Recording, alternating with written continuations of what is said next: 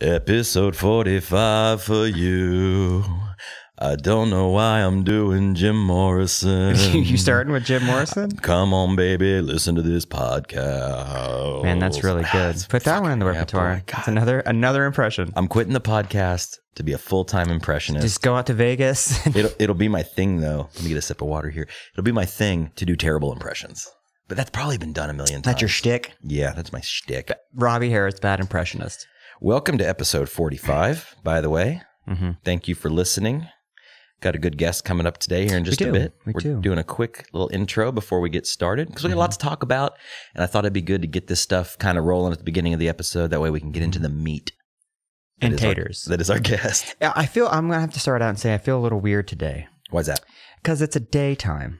We normally do these at night. The sun is out in an overcast Saturday afternoon sky. Yes, the sun is out in an overcast day. Definitely. Well, I mean, it's there. It's there. It's peaking. It's peaking, but it's not. Too. I don't know. I'm peaking, dude. Are you? Oh, yeah. How? I'm peaking because there's so much going on. There is a lot going on. We've got a pretty busy schedule coming up. Yeah, and well, before we get to that, which I'd love to talk about. Sure, we can do that. But first, I did want to give a plug to our buddies. It's the Thunder Up 2 Cruise Control. What they're doing, April 7th and 8th at the Speakeasy, they're doing a full playthrough of The Legend of Zelda Ocarina of Time. Live stream. A live stream. That's awesome. Some people say Ocarina. Some people that's say... not what you say. No, it's... I'm not a Zelda man, but I do know that it's Ocarina. It's Ocarina. I know that that's it's like a flute? Yeah. Okay. You know how I remembered that? Why is that? It was like... I almost said... Ocarina? I don't know why. Hey, Ocarina time! That was lame as shit. That was good. Add that to your repertoire. Anyways, yeah, April 7th and 8th at Speakeasy. It's they're benefiting the Hicks family, so all proceeds are going to go to that. You can watch the stream on twitch.tv/thunderup. Mm-hmm. It's like F-U-N-D-E-R. Yes, it's like Thunder Up. But you're having fun. But it's fun. It is fun. And there's going to be giveaways, prizes, all kinds of good stuff. I watched the last one they did a few months ago at this point. I caught a little bit of it. They did a little Final Fantasy VII playthrough. And that's a long-ass game. Yeah, that's why I couldn't really hang for very long. Yeah, I streamed it on Twitch. That particular event they did from somebody's house. This one, they're actually doing it at the Speakeasy. That'll be awesome. So you can go see it there for a little while. You can tune in from your phone or from your computer. And it's a really good cause. Spencer Hicks and his lovely wife are wonderful people, and it's benefiting their family. You can read all the details. Just go to facebook.com and look for Thunder Up and read all about it. It's a really good cause, and we just wanted to give them a shout out real quick. A shout out. And what's crazy about that is that's a live event at the Speakeasy on the 7th.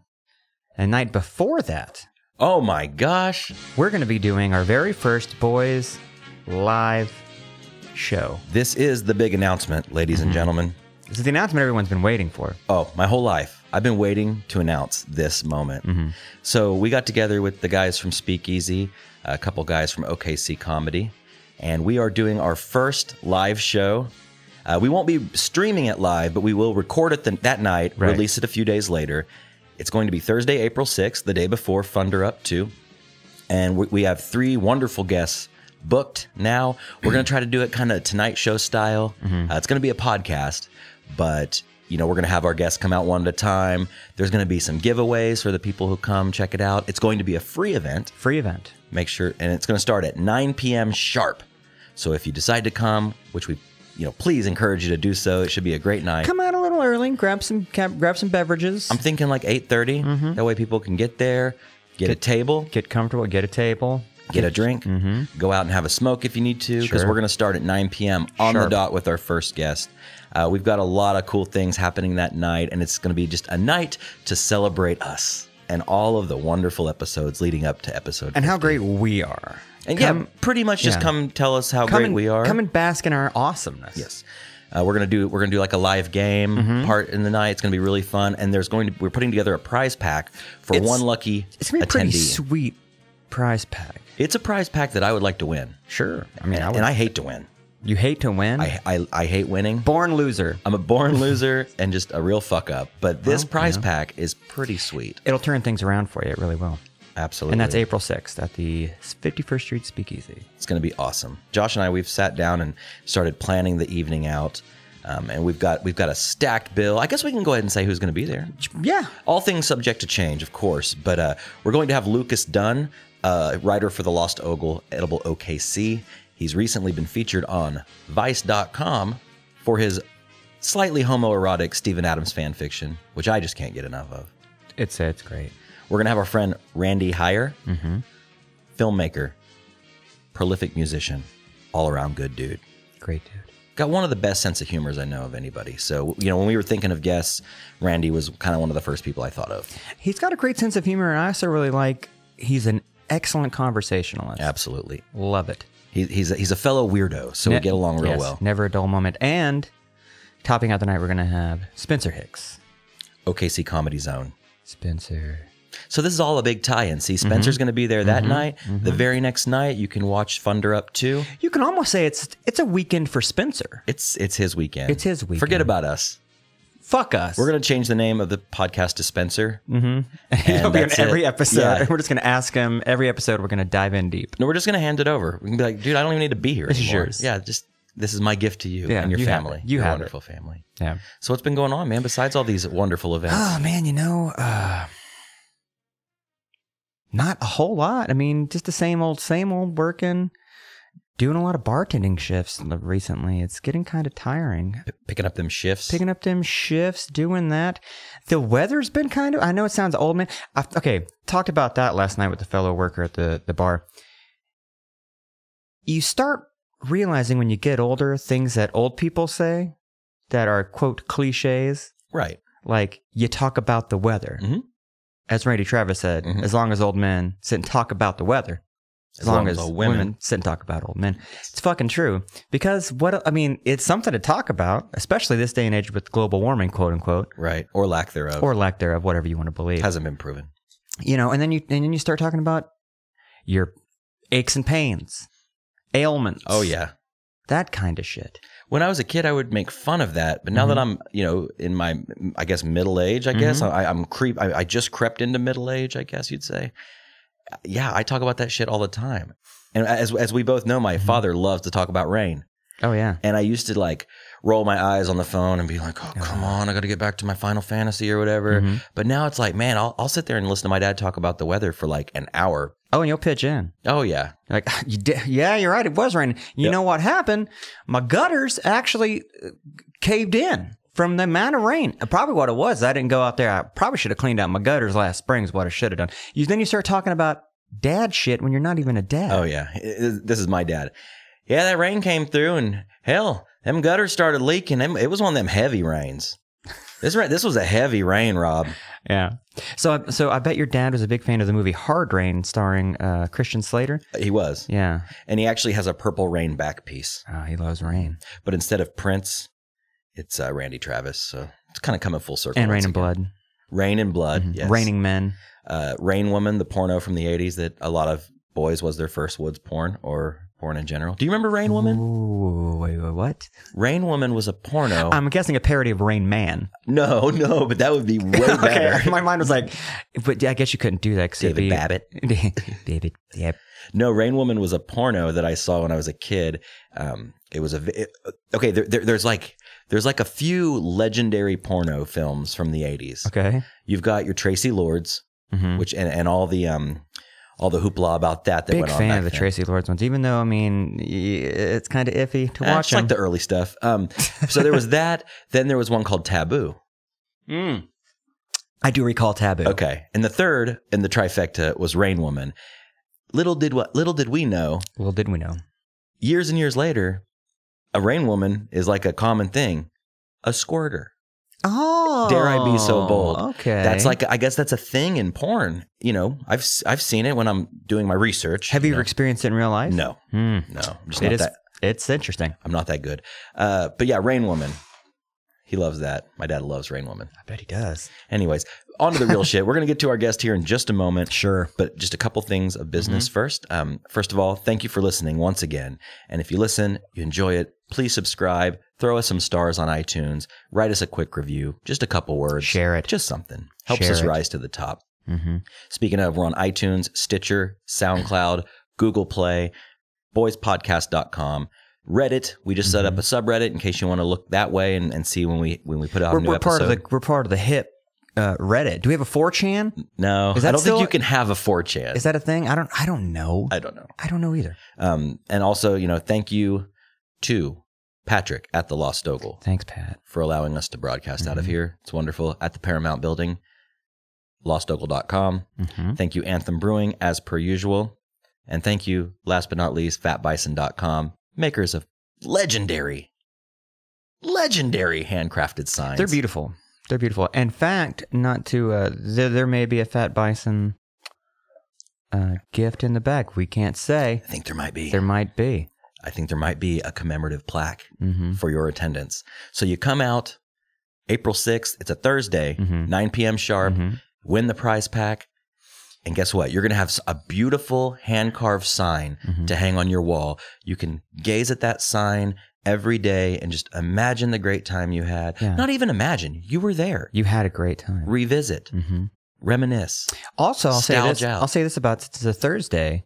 It's $1 Coors night there too, so you can have a cheap ass beer, and come hang out. Yeah, drink all those Coors you want. It'll be a good time. And yeah, we're really gonna encourage everybody to come out. We're gonna try not to be annoying with it. Right. Either way, we're gonna record a podcast. It's gonna be a great time. But man, we would love to see our friends there. And I'm just gonna say this, if Josh or I have ever come to see your band or your comedy or your family, just remember that. Your sister was in the hospital pregnant with a baby that was mine.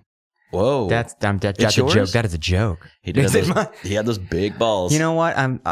We'll do quick on that one. That's the most adorable baby I've ever seen in my life. You got to hold that baby. Got to hold it. It was yesterday. Cute. That's just we'll just cut in and out. Yeah, good baby. Shout out to Elliot. Shout out to that baby.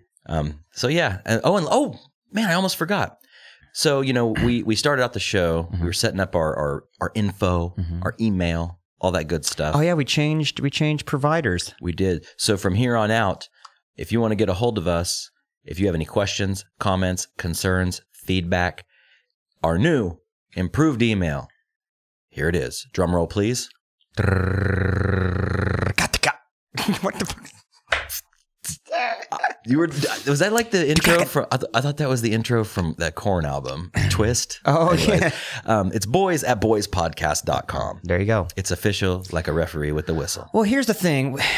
We really wanted to hold on to the AOL, but I think it was just time for a change. We outgrew it. Like we all outgrew our AOL screen names. Time marches on. Time marches on.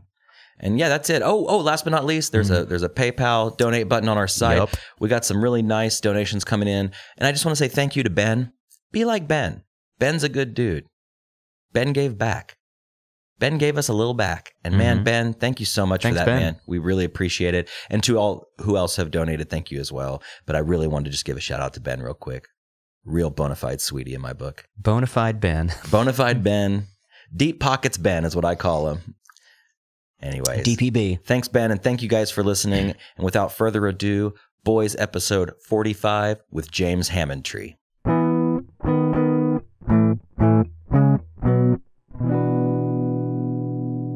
Welcome to Boys Podcast, episode 45. 45. You can find us at boyspodcast.com. All things boys, hub of all things boys. Go to the Instagram, Boys Podcast. Simple enough. Hashtag it. Is that what the kids say? Sure. Hashtag Who gives a shit? Facebook, all that shit. Goes to all of it. Email us. Our Twitter is the only thing we got fucked on. The Twitter is Tweets of Boys. Tweets of Boys. Yeah. Tweets of Boys. Boys Podcast was taken by somebody that's never tweeted. And I've done that. I've parked on something before. Like you have a drunk conversation with a friend, and guess what? You're starting a fucking band. Yeah, exactly. And you have this the is name. the best name. I'm gonna have So you park all the social media accounts, and then you never use them. URL is in gold forever. You get the Bandcamp even though you haven't recorded shit. Yeah, but you have an album cover. Yeah. Well, we are here today. It's a crude drawing. Yeah. We are here today with James Hammontree of Sensitive Southside Boy and Sex Snobs. Hi, among other things. How you doing, man? I'm good. I'm good. Thanks for coming, man. Yeah, appreciate it. We're just kicking back, having a nice. What am I doing here? I'm doing an Anthem Golden one. Delicious. This is the one I always kind of go for. That's the good one. I really like the OK Pills. It's a really good mellow. You can just kind of, well, it's 5.5, so that's not really that mellow, but you know what it is? Anthem is good talking beer. It really is. You can enjoy it. You can have a conversation with your friend James, your friend Josh. A real Oklahoma talking beer. Oklahoma talking beer. Chatting beer. Anthem Brewing, an Oklahoma talking beer. So what's been going on, man? How you doing? I'm good. Just being late to this podcast. Yeah. That's about it. I know. I was like, man, he's on punk time. I he's know, on punk right? time. Yeah. And there's a reason all the punk flyers say like 8 p.m. sharp. Yeah. No punk time. Yeah, exactly. It's like, no, it still starts at 8:15. 8:20. Yeah, that's true. 8:30. Or if you're lucky, in like 9. Yeah, no shit. So yeah, thanks for coming, man. Yeah, I'm stoked. And I wanted to start off with a quick story before we get into things. So I did a little social experiment. You know, one of our sponsors is fatbison.com. Right. And he and my friend Adam own they have a booth in the Rink Gallery. That's right. Make some really cool stuff together. Their booth's really cool. So Erica and we went there last Saturday, and I ran a little social experiment while I was there. Is this where you had the hot dogs? Oh, dude. I saw you post a picture with some delicious looking hot dogs. Dude, I meant to go today. It's right by my house. So I was going to make it like a weekly tradition. I have to jump in real quick and ask, is that the first time you were aware of the free hot dogs? No. But Okay. it's the first time I realized the severity of the hot dog quality. That it wasn't just like a shitty, like Right. Always Save, S&S, whatever. Or like one sort of of those, like a real dog. It was, dude, Yeah. all the trimmings, Yeah. any style you want. Then they also, like, you can get a cup about that big of just your standard. like a 12-ounce your cup. 12 ouncer of soda or whatever for $1. Hell yeah. $1. So I spent $1 for these two beautiful hot dogs. One I call fully dressed. The other I call the Taylor Vincent because it just had ketchup. Just on ketchup, it. yeah. His favorite, yeah. And I actually tagged him in the Instagram post, and he's like, "You're a bad person," or something like that. I hate that hot dog. I call it the best of both worlds because I like the big chili cheese with jalapenos. Oh yeah, onions, all the whole nine. And sometimes I like the trash dog. Now, It's is just it- like a squirt on there. Is it a Chicago dog with ketchup or no? A Chicago dog is tomatoes, Tomatoes, like a spicy mustard. I spicy think? mustard, pickles, maybe Pickles, Yeah. a pickle across the top. I wasn't yeah. sure if it's ketchup or not. Yeah, But. yeah, good dog. So Yeah. we're there. This is pre-dog. We're looking at the booth. I'm like getting some photos to post on our boys' Instagram account, and I looked at Erica. I was like, I think I'm gonna try something here. And she's like, don't embarrass me. She knows anytime I like raise my eyebrow and like, hey, check this out. She's like, oh, great. So we're standing there, and like it's a pretty crowded day. People are walking around the booth, and I start doing this. Did you see the price on this? These prices are amazing. Very loudly. Right. Look how cool this is. This is the coolest booth here by far. And I was like, this was an Adams booth. yes, Nice. And I thought, man, next time I do it, I'm going to set up my phone and hit record and do it for like 30 minutes. Right. And then compile the best moments. Yeah. But it worked. It worked? People bought stuff? Well, I don't know if they bought stuff, but people started like gathering around the booth. I don't know if they thought I was doing some performance art or what. But man, and Erica, of course, she's just like arms crossed, lips pursed, shaking her head no, like, oh my gosh, no. It was funny. She thought it was funny, but albeit just a bit embarrassing. But that was, Adam and Matt do so much for us. I just felt like it was our way to give back and just be like this. It's kind of like Trump says with the protesters that are like put there on purpose, paid protesters or whatever. I was a paid shopper to come in and distribute fake news. I was a hype man. Yeah. You were hyping. They do have wonderful product there, as I loudly exclaimed that day. But While I think you're wearing your Fat Bison t-shirt. Yeah, and my monoxide hat. right. Yeah. Wow. The savings. Look at the savings. Only halfway through it, I realized I was talking like a complete idiot. Like nobody goes, these prices are incredible. Unless you're in like a commercial. If you said it like that, I did. I really, really sold it. Well, there's a lot to be said about someone like you promoting your own thing and then someone else promoting it. Like, it works. Like you can suck, but it works, So you've been in the music game quite a while. You've been in several bands. Yeah. I dare I say I've had a little man crush on you for many, many years, going back to like the paint scratcher days and shit like that. Thanks. And being in bands and stuff. It's kind of the same way. It's like when you're young, you're like, everybody come to this, everybody get this, everybody wear the t-shirt. Yeah. But then you get older and you're just like, fuck it. Yeah. Like you get tired. You either like it or you don't. And I'm not gonna like ask you to like it. Well, I wanted to go to a show last night and I fell asleep. because I'm 30 now. Like, like What show was it? it was a house show at Tin Pin, a band called Senior Fellows from Tulsa, which is some of the, I think one of the guys from Lizard Police. Yeah, one of the Flores brothers. Yeah. And just a bunch of old Tulsa guys. Cool. I didn't know they were still doing shows at Tin Pin. I think it's kind of few and far between. Okay. But yeah, and I can't remember. Crutch played, which is Garrett Fizbeck's band. Oh, yeah. Yeah. A couple of other bands like that. Cool. I like Yeah. Crutch. Yeah. That's when you know you're getting old, though, man. It's like you have every intent on going. No, it's true. And then, hits about 8 o'clock and you're like, I'm going to sit down and watch something on TV Yeah. or work on something on the computer or whatever. And then it just gets harder and harder to get out. leave, yeah. No, you It do. really you do. does. You do that text to your friend who's playing. Hey, what time? What time you Yeah, guys going yeah. on? I'll come then. Probably around 9. All right, cool. I'll probably get there at 8:30. And then like 9 rolls around. You're like, hey, you guys go on yet? Yeah, you know what? I think we're just gonna stay in tonight. Yeah. Well, it's even funnier when you're, the person sending that text and then the next night receiving those texts because you're playing a show Yep. from the opposite person. Oh, yeah. Like, it's like, motherfucker, Yeah. like what we're doing here. It's truly come full circle. And like, I can never even tell anyone when the show starts. I just say 9 every time. 9. Oh, you guys headlining? Yeah, 9. 9. 9. It's early. Yeah, we're not playing nine. until midnight, but 9. 9, yeah. That's cool, man. Yeah. So, Sex Snobs have a newish album out Yeah. at this time, and I'm sure we want to talk about that for a minute. Well, it's technically not out. Oh, well, okay. it's kind of a complicated story. So we recorded the album last January, and we had pitched it to a bunch of different labels. Wasn't getting picked up. We were about to press it ourselves just to get it over and done with, and then a label from Kansas City called High Dive picked it up, and they were like the very last people we communicated with, and they were like into it. So he had 2 other releases to put out before he put our album out, but we were about to go on tour. So he went ahead and pressed CDs for us to sell, but has kind of been holding off on putting the whole album online until we can get pre-orders for the vinyl. So it got sent off to the press like a month ago. So it should be out like next month, I think. Okay, cool. Yeah. So, or Sweet. pre-orders, or at least be up next month. Nice. Yeah. So we sell the CDs of it, but it's not all like released officially, you know. gotcha. So Now, is this up on Bandcamp though? Like, is the audio up, or is this going to be all brand new? I think we have one song. One song, Yeah, okay. yeah. I think the first song is A teaser. A teaser. Give 'em a teaser. Yeah, A little taste. But it's been one of those things. Like the guy we're working with likes to methodically, release this song, put up a pre-order, release a video, release another song, put up another kind of thing. the So, marketing of the whole being in the band. Yeah. We were talking about our live show that's coming up right before we started.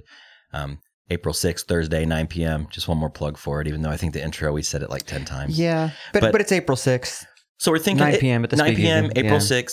Thursday, April 6th. Thursday, April 6th. 9 Speakeasy. p.m. 9 p.m. Speakeasy. Speakeasy. And, we were trying to figure Live out, show. we want to do a game, like, because we're getting this prize pack put together Right. from like our sponsors and friends of the show and stuff. And we're going to have a game where the 3 guests play for somebody, and each guest picks a person in the audience and they play a game, and whoever wins, that, the person they are representing gets the prize pack. And I'm like racking my brain trying to figure out, like, what do we do? What's something that like translates well, that's like quick and easy and funny? And I started thinking, dude, what if we did a limbo? Like, what if we did a limbo contest? Like a classic, Classic, get the broom out and do a limbo Well, here's contest. the thing. That makes sense because how we want to do it, different than how we do it here. Here we sit at a nice table and a kind of a round table kind of a vibe.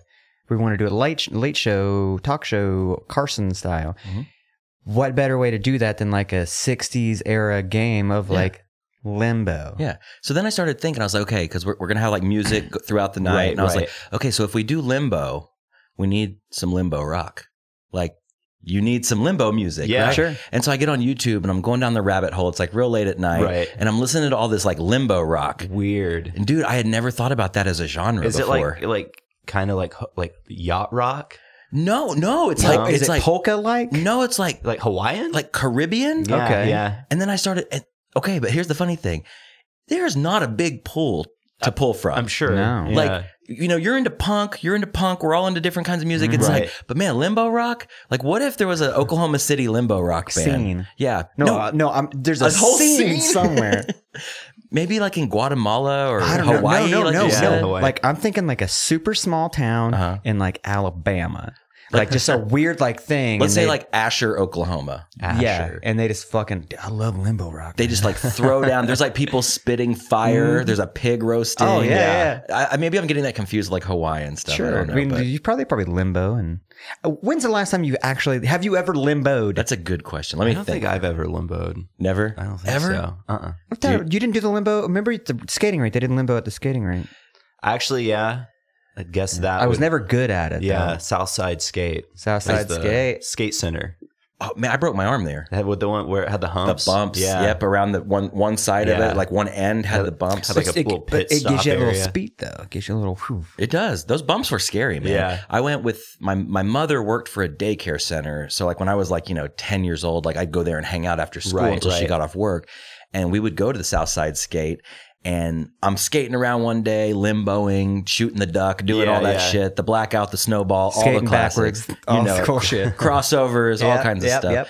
And I go over the bumps and I fall hard. Oof. I mean, straight down on my arm. And I get up and I skate over to my mom and I'm holding, like grip your forearm, and hold your arm out. And I go, Mom, I think I broke my arm.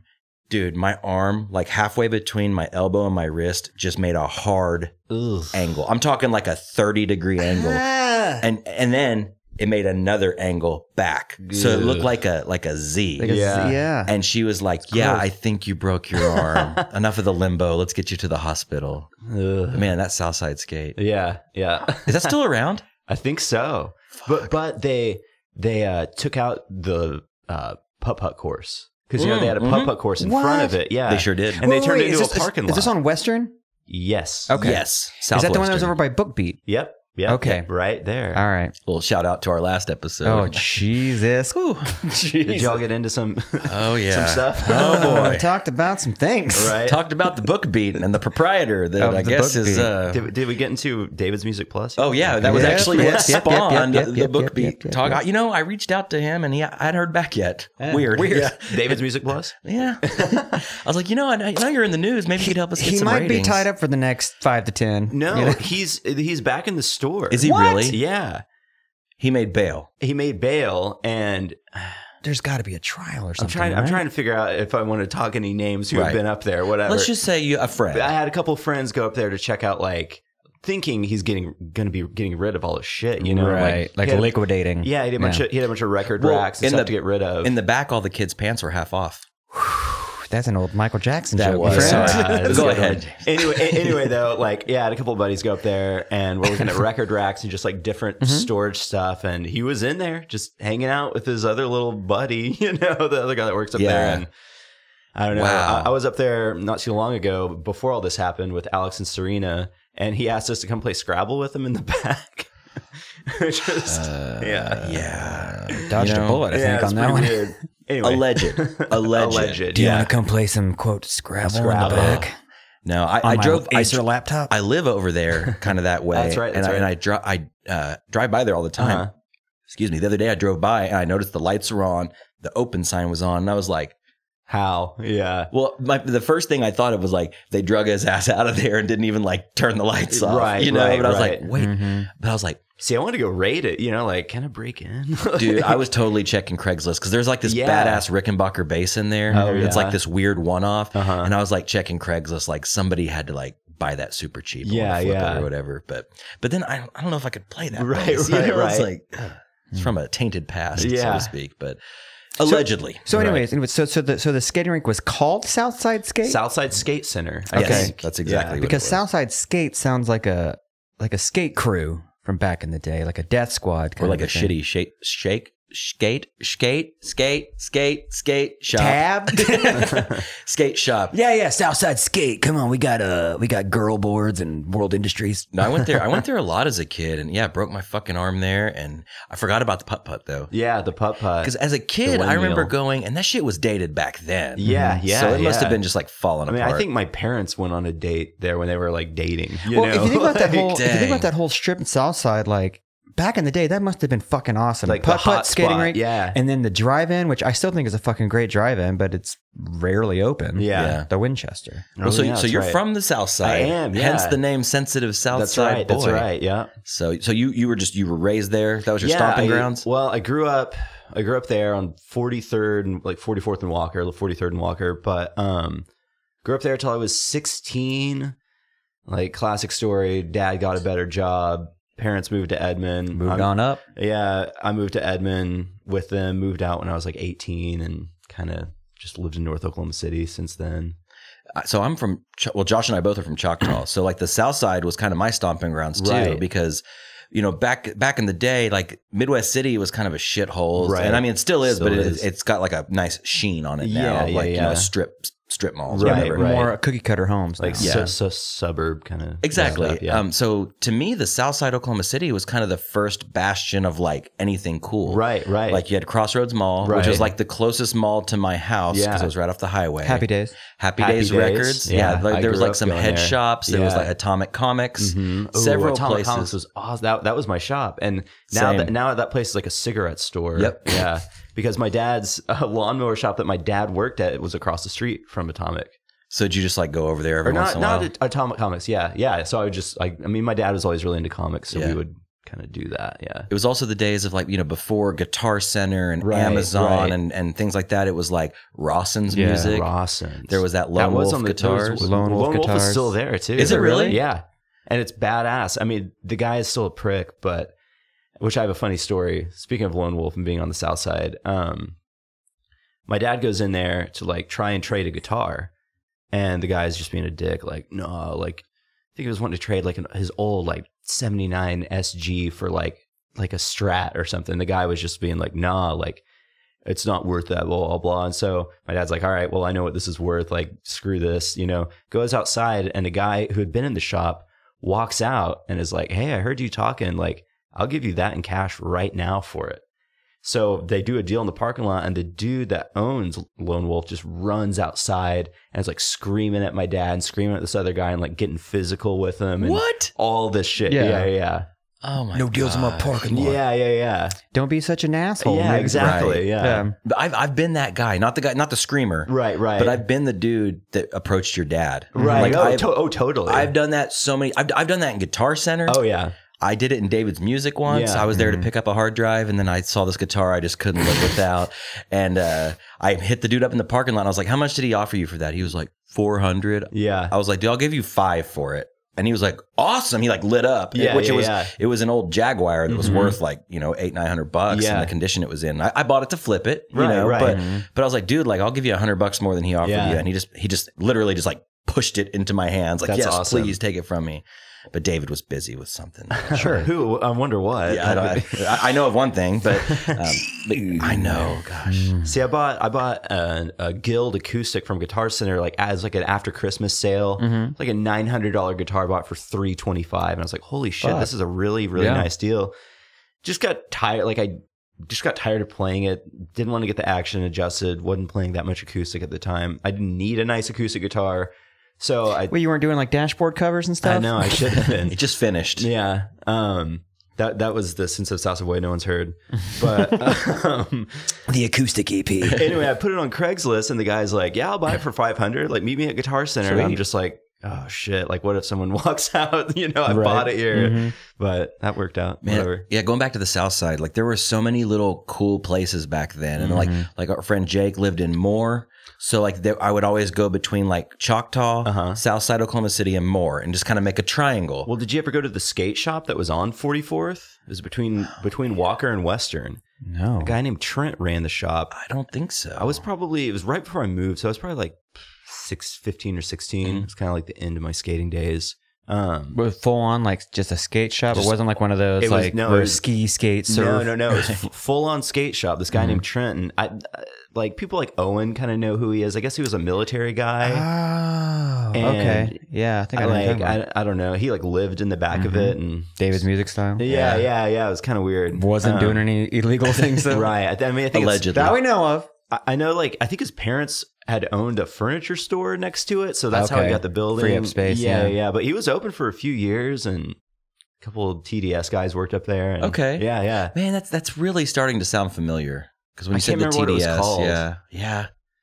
Dang. But yeah. Yeah, and there was like other like I've always been in like games like RPGs and shit. Yeah, So like there were like a lot Game of cool. HQ down there. Have you been there? I haven't been there recently. So they moved. Oh wow, they're not in that little corner. That little corner is gone. Oh, that shit is bulldozed. Whoa. They bulldozed that whole area and rebuilt a new shopping center. And now the Game HQ there is fucking massive. It already was. It's even bigger than it was, and Weird. it's like all brand new and clean. Huh. And Nerds. the gaming area, like where they had all the tables. See, I played Warhammer there when I was young.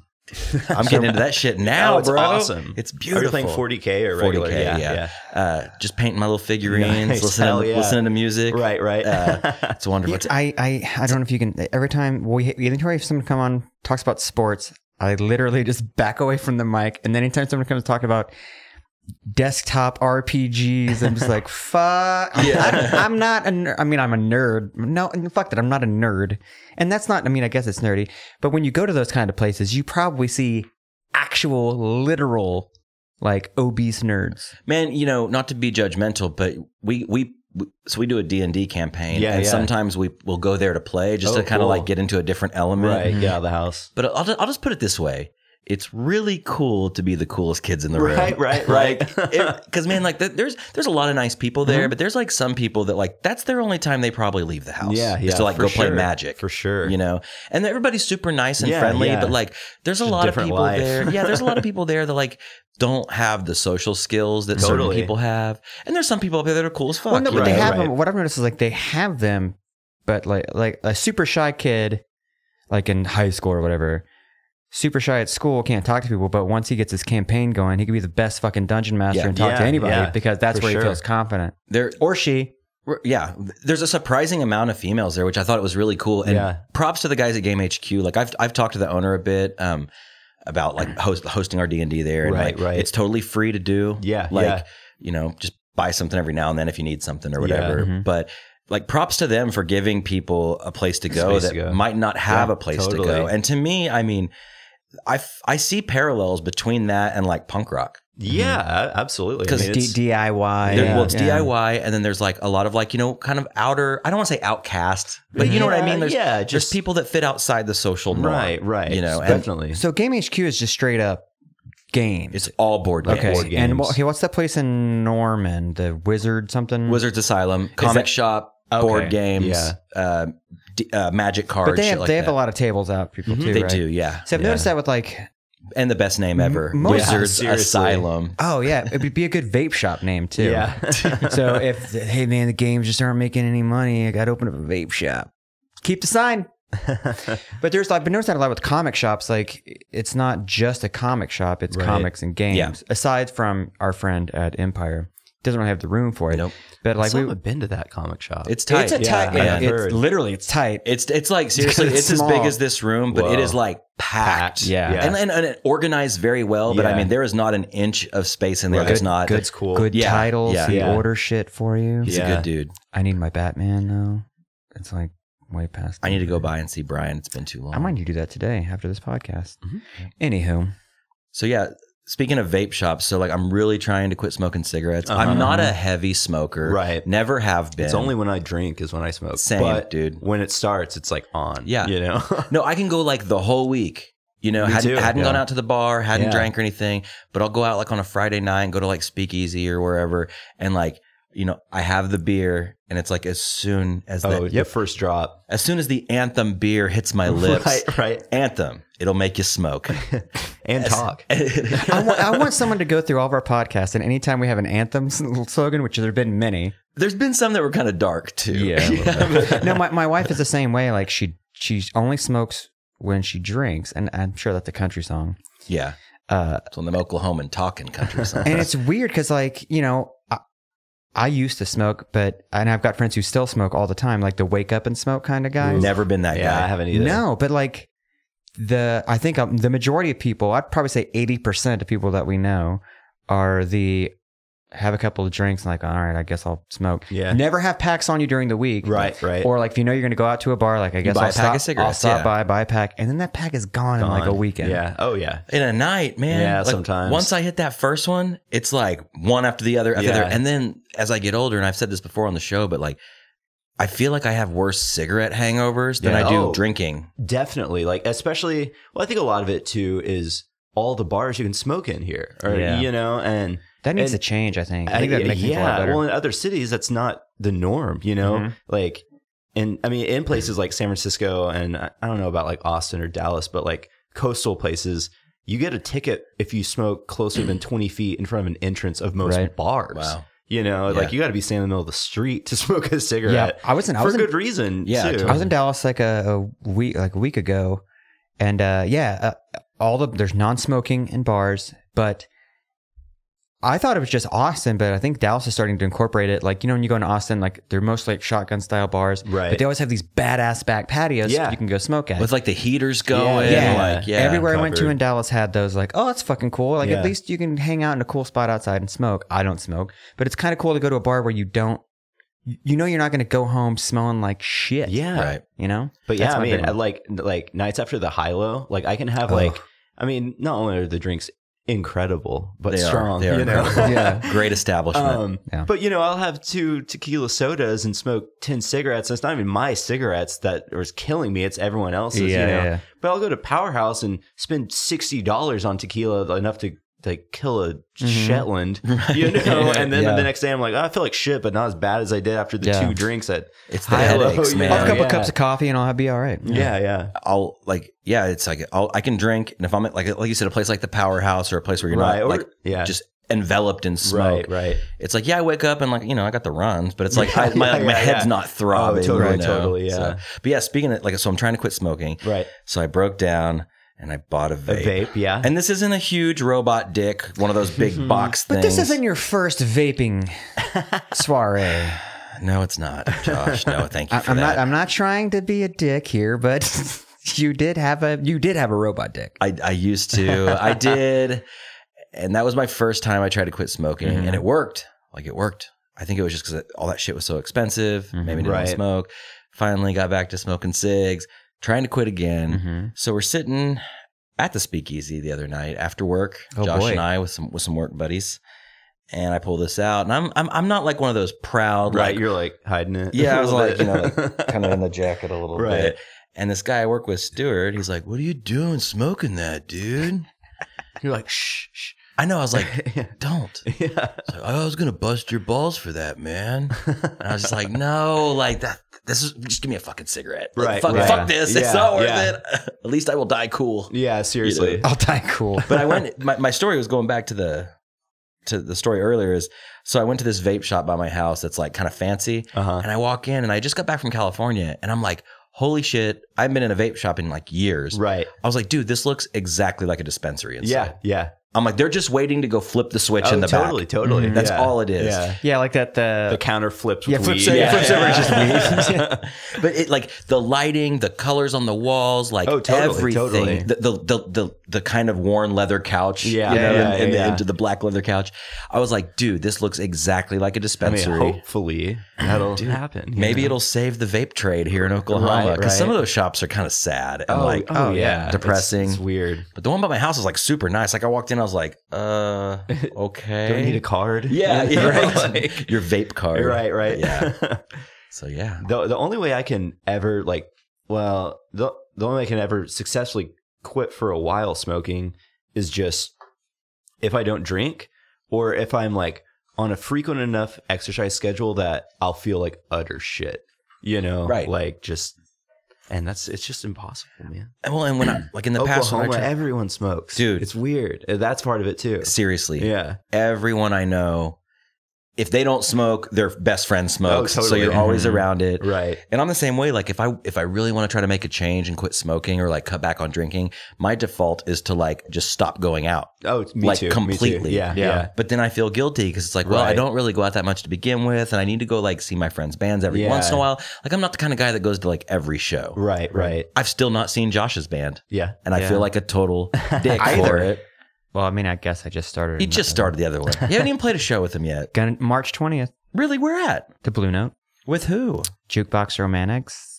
Wait. Shut Up, Matt Jewett. Weak Boys. I'm double billing. You're double billing. Yeah. See, I think Sex Snobs are playing there the 19th of March. Nice. It's a Okay, Taylor Vincent event. Is I'm it? not sure what it is. So you do you've been in multiple bands at one time. Yeah. Have you ever double billed the show? Like played two shows at once? I have. Yeah. I don't think Sex Snobs and Sensitive Southside Boy have.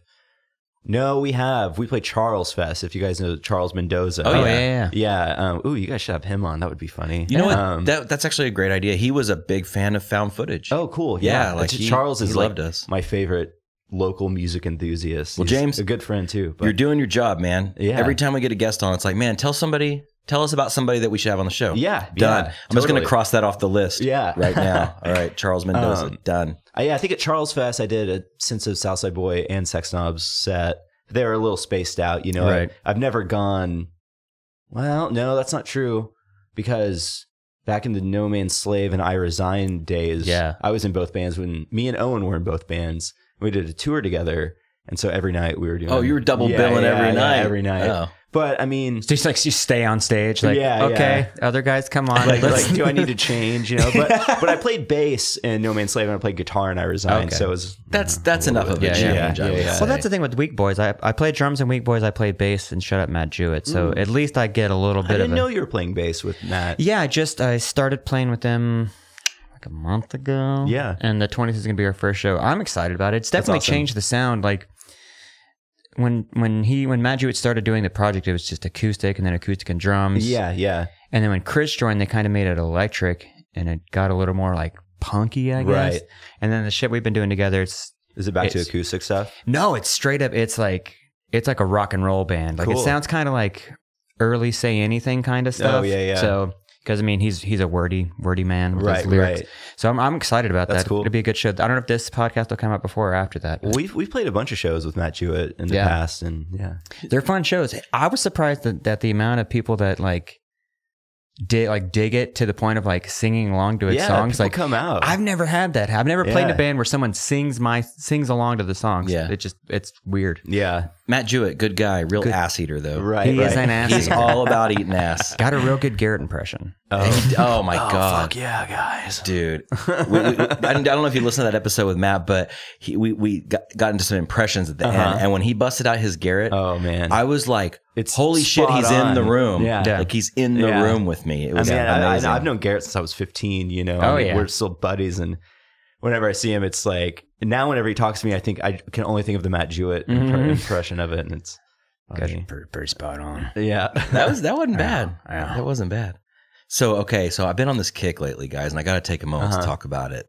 So a few weeks ago, a friend of mine at work introduced me to this web series called Hot Ones. Are you familiar with this? Love that series. Oh yeah, where they try the hot sauce. Yes. Alex watch this sometimes. Yeah, so it's like the host, I can't remember his name, but he sits down with the guest, and they have 10 wings. Yeah. And the first wing is all like different spice levels. Yeah. Ascending. Scoville meters. Yeah, Scoville meter. So the first one is like, sriracha. Right. And then it's like Tabasco. Kinda, steps up. Right. And by the end, it's like some crazy sauce that's like shit the you've never hottest heard shit. of. Yeah, gnarly stuff. So I started watching these, and man, I was like, I want some wings. Yeah. I was like, God, I was like salivating. Yeah. I was like, I gotta have some. Me and Alex have had this exact same thing from watching that. Really? Yeah. Oh yeah. So I'm not alone. Drove to Wingstop or Buffalo Wild Wings after practice, like immediately. Dude. So speaking of, so I'm like, man, I want that classic heat. I don't want hipster wings. Right, I want trash wings and a dad beer. Yeah. Like, that's what I want. Yeah. And so last night, me and Austin Tackett and Randy Heyer, we go to Buffalo Wild Wings. Oh yeah, on Expressway? No, that would have been okay. Right. We went to the one on MacArthur and Reno. Oh shit! Like in the middle, way over there, dude. Just surrounded by breeders. Yeah. Just surrounded by angry construction workers. Yeah. So we go in. So I pitch it to Austin, and I'm like, I hope he bites on this. I really hope he bites on this. He's like, dude, that actually sounds like fun. I was like, dude, there's a Thunder game. Yeah. There's a smoking section. Right. We'll go do it up. And then he brings Randy along, and so we go get these wings. And man, like we walk in, go to the smoking section. I hadn't been in a Buffalo Wild Wings. Right. And like, dude, it's been like 15 years probably. I walk in and Austin pointed out, dude, it's just like a fucking casino in here. Yeah. It's bright. There's TVs everywhere. There's a bunch of shit going on. See, I feel like Buffalo Wild Wings has had like some what's the word, interior, like new interior design decorators modernizing like they have like a new like it's the same logo, it's just like softer edges kind of thing, because that's how like, the one on Expressway was. It seemed like a casino, and there's like some like weird neon like jukebox-esque lights everywhere. It was strange. And they had like 50 TVs all showing a different sport, several with the Thunder game. They still have that weird like glassed-in smoking bar area.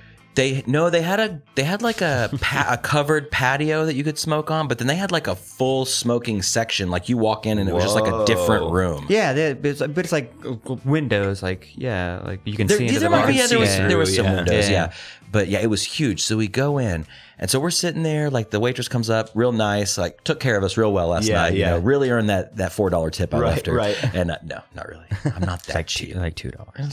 It was like $8, but it was a 10%. So she comes up, and so the wings are kicking. Right. The beers are $2. Oh hell for yeah. 6 point like draft. Yeah. And so we're drinking beers. The wings come out. I got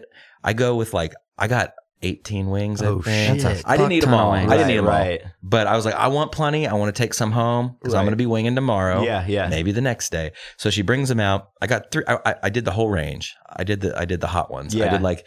Did you get mango hab? No, I didn't go anything. I wanted classic. That one's a little, not so classic. I did just classic buffalo. I did a spicy barbecue, and then I did the wild, the namesake, which is the second hottest they have. Yeah. So I start with one of the first. I'm eating. I'm enjoying. I'm smiling. You're emulating hot ones. Yeah. I line them up on the plate in front of me. On napkins in front of you. Because all that shit comes in a cardboard tub. There's not even silverware. Like, well, I guess there is. But so I'm eating this. So as we're having our wing odyssey, just having a great time, this dude walks in and his wife. And man, and again, I hate to sound judgmental, but I gotta tell it how it is. Yeah. He's like your classic, like OSU hoodie, camo hat with the fish hook on it. Yeah. Like I call it the asshole goatee. But it's just like, you know, the Stone Cold. Exactly. And he walks in. Affliction on his body somewhere. Oh yeah, cell phone on belt. Right. Like muddy boots. Yeah. And then his wife, who basically like, you remember the cartoon Ziggy? Yeah. Okay, let's just leave it at that. So they walk in, and he's pissed. Like for some reason, this dude is he just was walking around with a scowl. Totally. And I'm the kind of guy, like I don't like to get in fights, and I'm not a mean looking guy, and I'm not threatening, so I don't want to be threatened. Right. Totally. As soon as this guy walks in and I see the look on his face, I just kind of get in that like defensive mode. Like that guy's gonna want to fight someone. Yeah. If you look at him wrong. Oh, totally. And he walks in. And he goes over to the table, and they sit at the table right next to us. Oh God! And he comes in and he knocks over like the whole, like the thing they put on the table that has like the salt and pepper. Yeah. He knocks that shit over, or on maybe your like table? part of it. No, like on the floor right next to us. Oh. It wasn't the whole thing actually. It was like part of it that had like the things they put like the sugar and sweet. Yeah. He knocks it over, and like some menus go flying from your table. From his table. Oh, from his table. And he looks around, and he's just like. And he picks the shit up and just throws it on the table, like on the table next to his. But like, I thought to myself, I was like, asshole. A waitress has to clean that up, dude.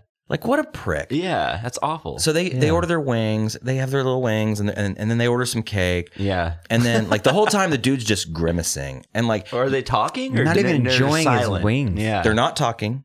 They're not watching the game. They're not smoking cigarettes, even though they're in the cigarette smoking section. So what I'm thinking is maybe he was pissed that they had to sit there because this B-dubs was popping. Right. I mean, there was not an empty seat in the house other than the one that never got filled because it had trash all over it. Right. And so they're doing that, and I'm just kind of like, Randy and I both were like, I'm a people watcher. Yeah. So the whole time I'm just like scoping him. Yeah. Like, trying not to get busted. Right. And he was being an asshole to the waitress, just like. Entitled and just shitty. He probably was pissed about the smoking thing. I think that might have set him off. Yeah, but you could just tell. Like I just kept thinking, like I just want this guy to leave. Like, he's killing my vibe here at B-dubs. I'm trying to get my wing on. Yeah, and so they order some like cake for like dessert, and then the waitress brings out the check and hands it to him, and he looks at her and opens it, and then like rolls his eyes, like. And then he like, no shit, man, like violently almost pushes the check to his wife. And she just kind of like sheepishly opened it and pulled out her purse. And I was like, and she, you know, she was fine. He was a total asshole, but I was like, I'm sorry that you guys have to fuck each other. Seriously. Once a year. Right. Yeah. Probably after tonight. After the spice is flowing, right, you know? Right. But yeah, the dude left and I was just like, dude, that's a Trump voter, number one. Oh, totally. I guarantee I would put my wings on it. That he was a Trump voter. Wings. Yeah. I will buy you every wing in the smoking section. Number two, that's Oklahoma for you, man. There's a lot of good people here, but there are a lot of dudes just like that. A lot of shitbags. I mean, you know, you tend to kind of forget about, I mean, just like the Trump thing, you know, like, I mean, us all hanging out in the general circles that we run in of what, 150 people max, you know? Yeah. It's like, it's hard to, we don't think outside of that. We don't, you're in your bubble. Yeah, we don't run into that. Then when you go down on Reno and MacArthur, like, you know, like, it's a grim reminder and a very strong reminder of maybe we are the minority. Oh, totally. But, you know, we do go through life in our bubble. Yeah. And not to sound too conspiratory, but I think that social media and stuff like that does help create a bubble because, like, if somebody is posting pro-Trump in my Facebook feed, guess what? I hide them. Right. Or unfriend. Delete them, we all create our own echo chamber of ideas. Yeah. So you want to bust out of that echo chamber? Go to B-Dubs on MacArthur on a Friday night at 8 p.m. Or if you're going to go out of town or you're driving somewhere, take this small scenic highway and drive through these small towns and you will definitely see that kind of shit. And it's not their fault. I mean, they were promised some bullshit by a yapping orange TV celebrity. Yeah. I don't blame this dude for being who he is. He's just a product of his life. Yeah, totally. But it also, man, and I really am trying to not sound like I know everything or like I'm like the authority on anything. But like, I kind of felt sorry for the dude because I'm like, how would it be to go through life being angry all the time? Totally.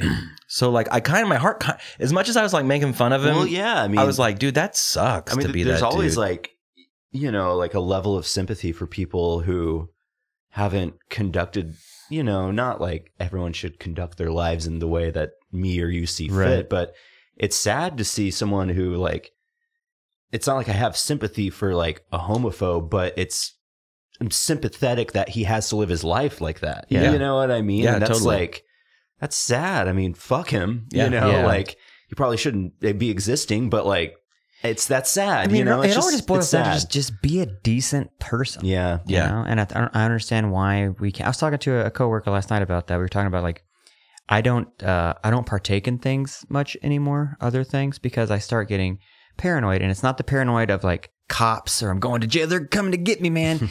It's the why I started like, why are we living life this way? It's more of like an existential paranoia. Why the fuck? And not like, you don't have to believe what I believe or whatever. I'm just saying, why can't you just fucking be nice to people? Yeah. Or tolerate people? Yeah. I think that's all it comes down to. And it's funny, I was talking to my wife about this the other day, and I had never given this a lot of thought. And I'm even kind of hesitant to bring it up on the show, but it's something I kind of want to talk about. Like, so somebody said something to me a few weeks ago, like, first of all, I've said this on the show before, but a lot of people think that this podcast is gender specific. Right. And it totally isn't. Right. Like we had JD on, we've had some women on who were wonderful and like we open door to anyone. Totally. But then I got to thinking even deeper, and I'm just going to be totally honest. So my apologies if I don't present this like completely eloquently. Right. But I got to thinking, and I'll just put it in simple terms. I was like, why haven't we had any black people on? Or like, again, people outside our bubble. Right. Most people that have been on the show are friends or friends of friends. So it's that white bubble. punk dudes kind of thing. Yeah. It's in that bubble, you know? Definitely. And I got to thinking, and I was like, man, like, I really want to start reaching out and just being a little more inclusive. Yeah. And I don't want to be that bleeding heart liberal that's like, I'm a racist, I'm sorry. Or we got to have this quota, you know. Counting your brown friends on your hand, you know. Absolutely not. But it did make me want to reach out more. And then I got to thinking, and I thought, you know, I've never thought about this before, but being a mid-30s white dude from Oklahoma who is into what I'm into, I probably have some like inherent racism of some sort.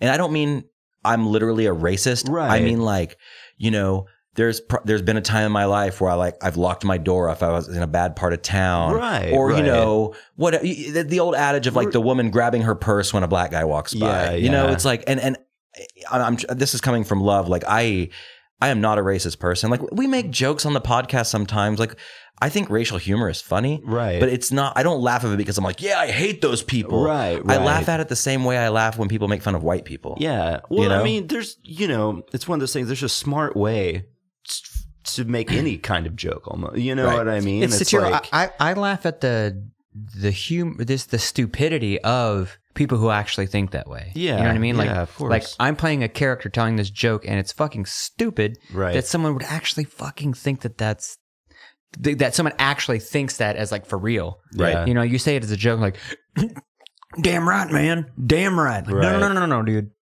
You're missing the entire point. Yeah. Well, we grew up, we probably all being from Oklahoma, we all grew up with that relative. Right. That was a little over. Or relatives. Yeah, or many. Yeah. Like I have relatives, some of them are no longer with us, Right. who used the N-word. Totally. And I don't mean like all the time. Right. But like it would just come out every once in a while. Yeah. And you know, growing up, you'd hear from your other relatives, oh, that's just the way he was raised. Like he doesn't really hate anybody. He's from Broken Arrow. Exactly. You know? Exactly. And it's like, dude, like I'd never want to be that person. Oh, yeah. Like I can laugh at racial humor and think it's funny. Right. But like, man, like I don't ever want to be that person where somebody says that about me. Totally. Like that's just how he was raised. I think that's part. I think that's part of the thing that needs to change is that that's just how he was raised. There's no change. Then stop raising people that way, and stop making excuses like, well, you can't. They're 50 now. You can't change their mind. Like, yeah, you can. You can't change their mind, but you can tell them what you're saying is inappropriate and wrong.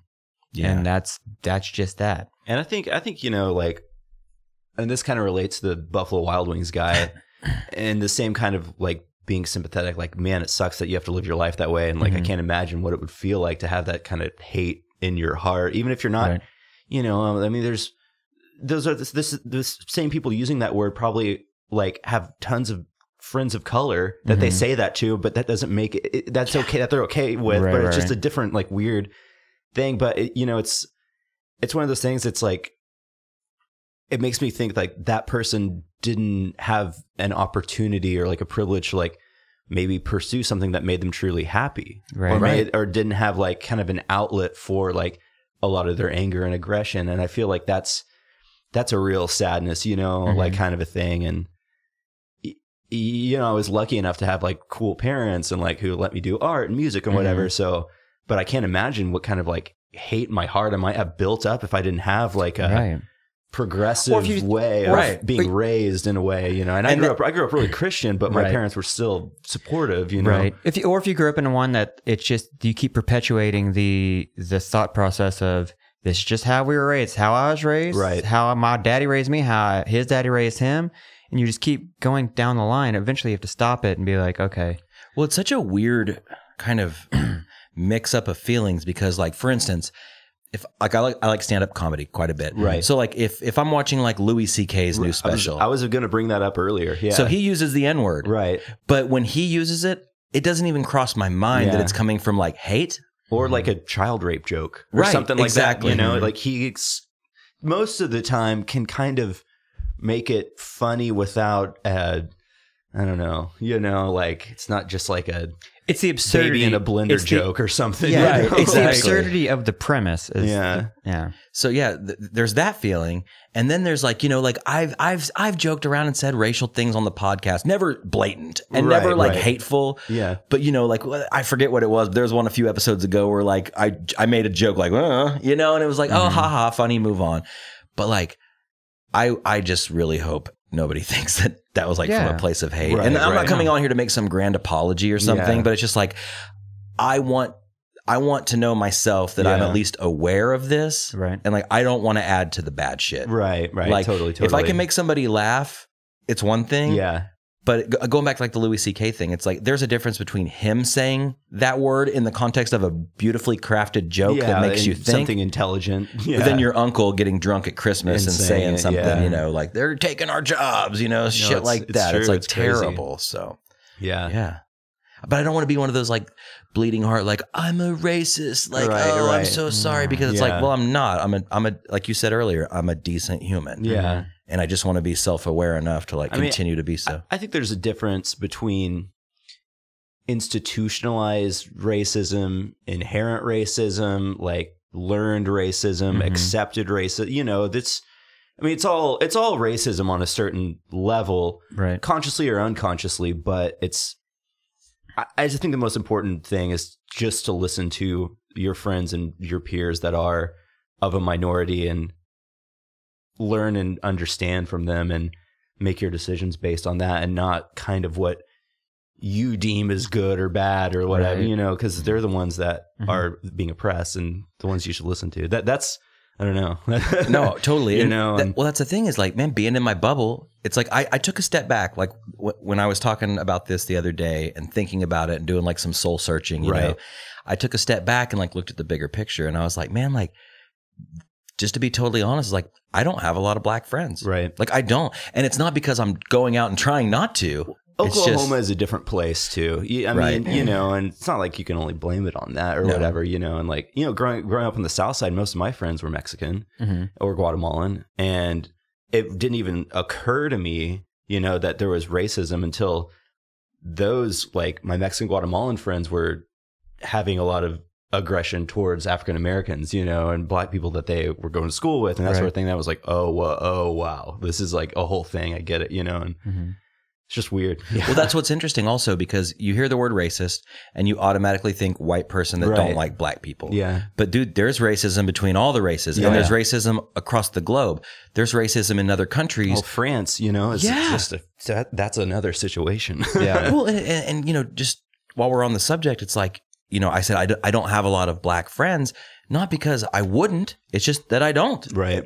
Again, being from Oklahoma or being in my little punk rock bubble or whatever. Yeah, right. But it's like I also don't have a lot of gay friends. Right. I don't have any transgender friends that I know. Like it's weird because it's cool to see that those issues rising and like people being more okay and defending and equal rights, which I'm totally for. Yeah. But it's like I haven't had the chance to go through a lot of those feelings and have that in my own personal life. Yeah. So I can get online and like a post for transgender rights, but it's like I've never had to hear the horror story from a friend or sympathize with a friend. You know, I mean, and I've had a couple of trans friends. Like even when I was like 16, I was friends with an older person that was transitioning, and it was like I was thankful at that point in my life to like have that introduced so early on, sort of a thing. And so then when it started becoming much more accepted and much more like an open thing, it was like I felt like I was ready for it in a certain way. But it's like you were saying, like, yeah, like liking a post, it's like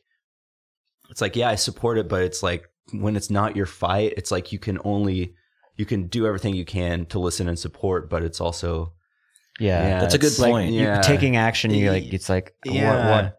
It's not. Yeah, it's not my fight. It's all right, 30-year-old white dude. Yeah, we get it. Yeah, exactly. Yeah. It's like, I mean, there's a fine line between like supporting someone and then like, you know, like going over and like punching the guy who like grabbed your friend's girlfriend's butt at a show, and maybe they're friends. I don't know. Maybe it wasn't appropriate, but you probably shouldn't just go decking without asking her. You know, kind of a thing. And, well, that's what's weird, man. Like just to bring it back to Oklahoma, like, you know, places like the Shop and 10 Pen and house shows and, you know, even, you know, 89th Street and other places that play these punk shows.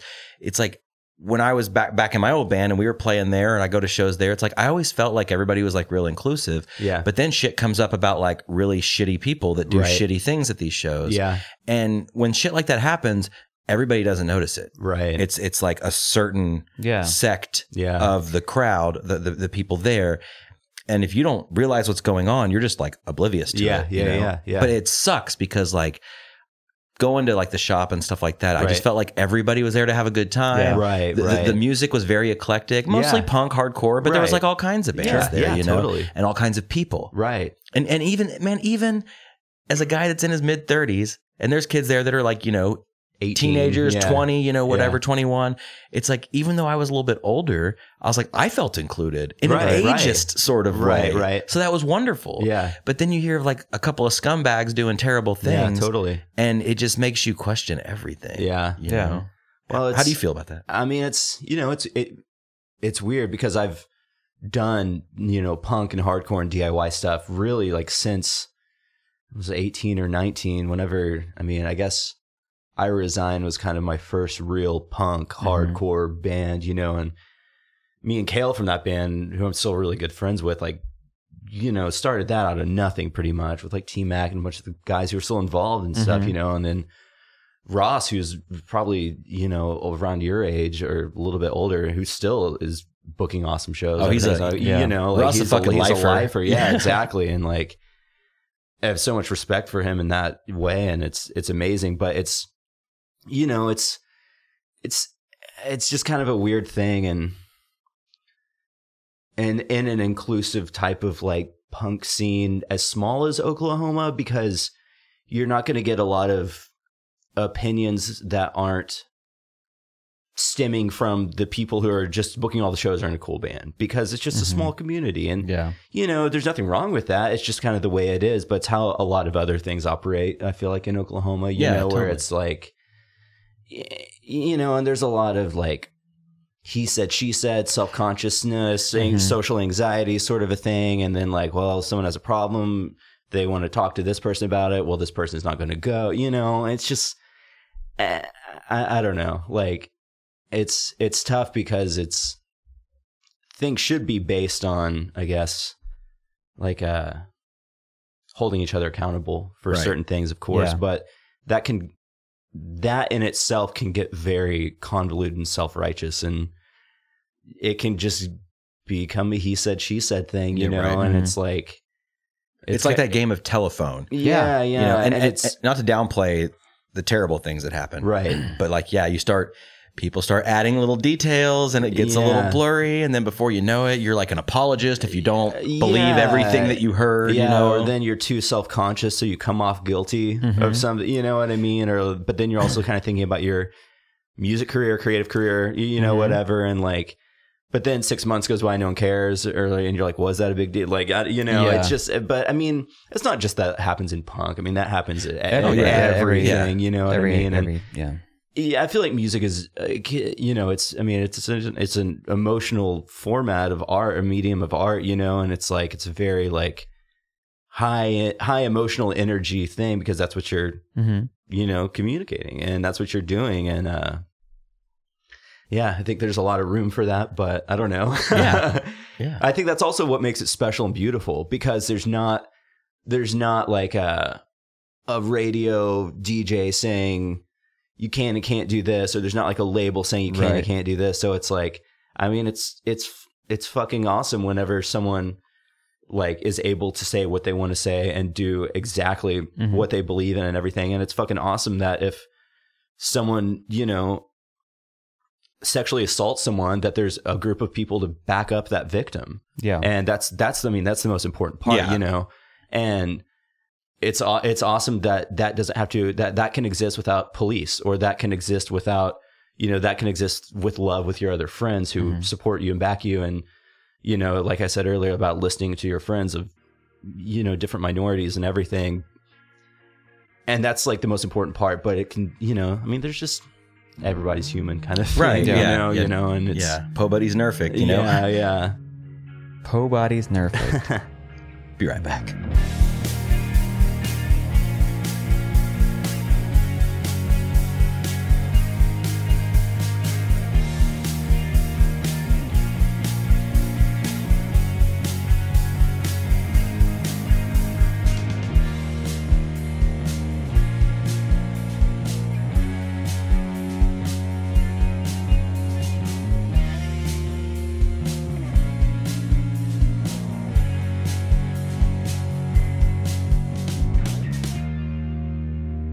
Welcome back. I do it every time. Welcome back. Episode 45 with James Hammontree. Yeah.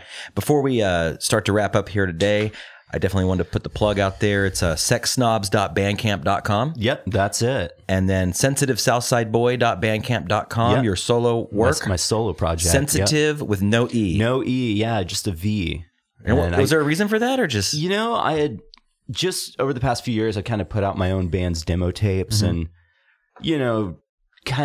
I never really had a name for a label or whatever. And then when I put out the very first Sex Snobs LP that I put out myself, I thought, well, shit, I need to have like a cool label name. So I named it Velvet Glove without an E. Okay. And then I started Sensitive Southside Boy, and I was like, well, I'll just kind of do the same thing. I don't know, Stay with the theme. B-O-Y, not B-O-I. Yeah. There was also, there was a short-lived B-O-I, right? There was. It was confusing. It was when Adam was, he was kind of my hype man for a while, which was a lot of fun. But, we were kind of going back and forth between, because I think my Instagram name was B-O-I for a while. Mm-hmm. And then I thought that was kind of stupid for a band name to be B-O-I.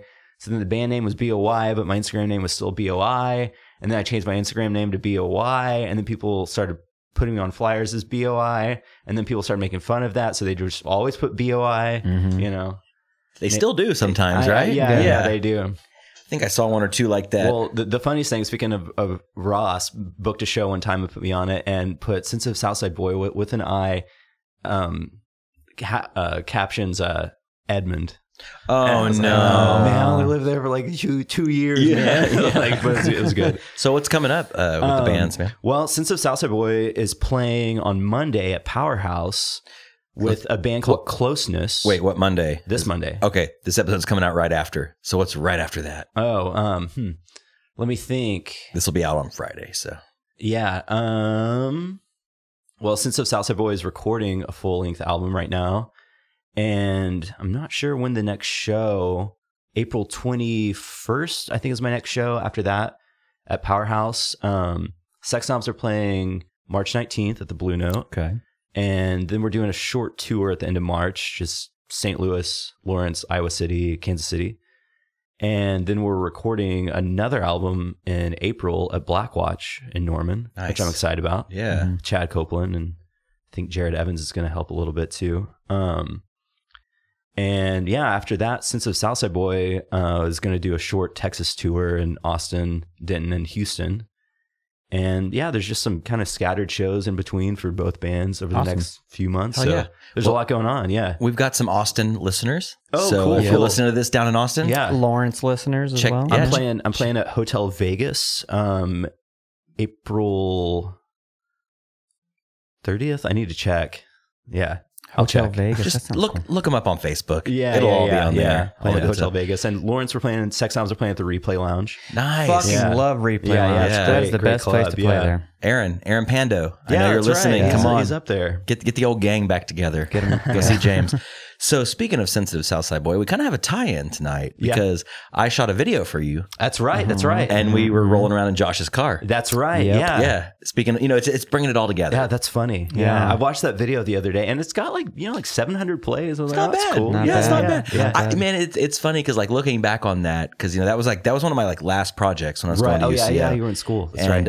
It's a school project, so it's like I just need to get it done. Right. I didn't overthink it. I was learning at the time. Yeah. But I watched it the other night in preparation. I was like, it's cool. It's a cool thing. It's cheesy, but it's good. The band's cheesy, Yeah. Well, and the point was just like hitting up these Southside spots, literally, not just a clever name. Yeah. And we had a great time. And I was thinking about your old Mercedes. I was like, man, that car was beautiful. It was bitching. I miss it. The thing with old diesel cars is once the engine goes, you're kind of fucked. Right. Yeah. So that happened, but I did make I made money on it, and now I'm rolling in my new whip. So. You flipped that shit? Flipped it. I flipped a car first time. I've never flipped a car. I kind of want to get into that game, car flipping, and then house flipping, yacht flipping, yacht flippers. That'd be a fun show. Can you flip yachts in Oklahoma? Well, not in Oklahoma. On Hefner. You're right. Not a very big yacht. No. So, okay, we're going to wrap up here soon, but speaking of experiments, so I've been doing this thing around the house lately, and I wanted to show you guys what I've been doing. Jerking off? No. So what I'll do is I'll go up to Erica when she's chilling on the couch, and I do this little experiment. So I'll start like this. And I'm just going to use your name, James, sure, if that's okay. Dearly beloved, we are gathered here today to remember James Hammontree. He was a bass player. He was a twerker. He was a t-shirt wearer. He was a painter. He was a Vans sneaker supporter. I'm trying here. He loved Corey Feldman. That's true. Che Guevara. Dolphins. He was a glasses wearer, a keyboard player, a pedal pusher, a Jeep Wrangler. So anyways, long story short, I go through my Instagram feed and you do this like in memorial and funeral soundtrack. Yeah. No, nice. I had to Google funeral music. Okay, so I'm going to give you guys a chance to do it, okay? Not to put you on the spot here. I felt like I totally fucked that up, but maybe one of you guys will So you just find a random person? No. I go to my Explore tab. Okay. And I get inspired button, right? the search button. Okay. And you'll go through. So like here's a picture of a tattoo. He was a tattoo collector. Mine's all guitars, so it was really hard to do. Yeah. Mine's all like dumb abstract paintings and like shoes. He was a ventriloquist dummy. Mine has a bunch of boobs too. So that's really hard. He was a patch collector. He was a breast lover. He loved corgi videos. Oh, hold on. Wait. Hold on. Josh, you get to go first. Are you ready? Yeah. I'm going to go to the next one here. Just going to kind of scroll here.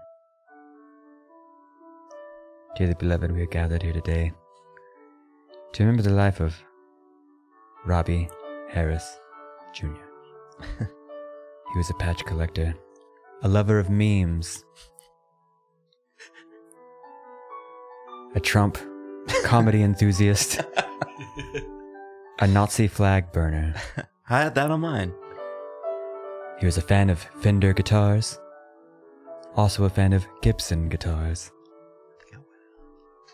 He loved a black and white tattoo on the stomach of a lovely lady. He was known to enjoy a bowl of apples. You're killing it. He was also a connoisseur of the Rolling Stone magazine, specifically the cover with John Oliver with a face tattoo. He was a fan of Michael Phelps.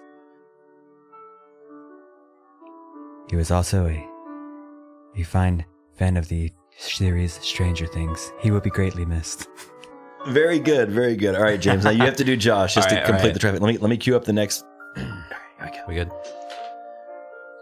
Welcome, dearly beloveds.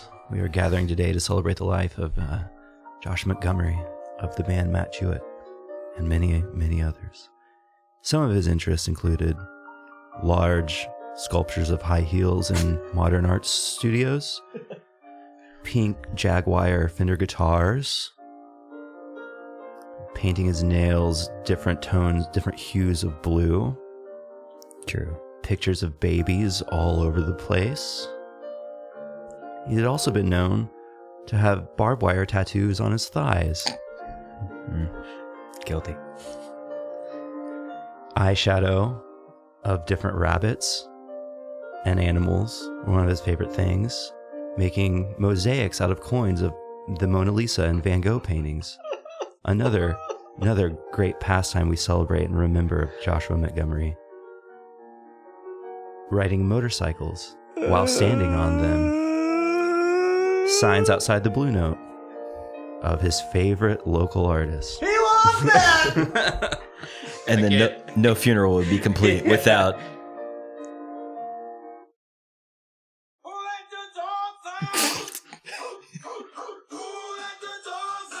So one last thing. Apparently Baha Men is a concept and there's like 50 of them. What? Yeah, ask Adam. Adam's the one that told me about this. So there is a large group of Baha Men. It's not like 4 guys who are the Baha Men. It's like, you know, kind of like Wu-Tang. It's like a family sort of thing. But there's like a tradition. Before that song, there was like different members that started the Baha Men, and like this is like the 7th reincarnation. So the question, who let the dogs out, is, hey, there's 50. Who let the dogs out? Yeah. Oh my God. It's funny you bring up Adam because he is full of knowledge like that. I know, like only Adam would know the detailed history of the Baha Collective. Yeah. The Baha Collective.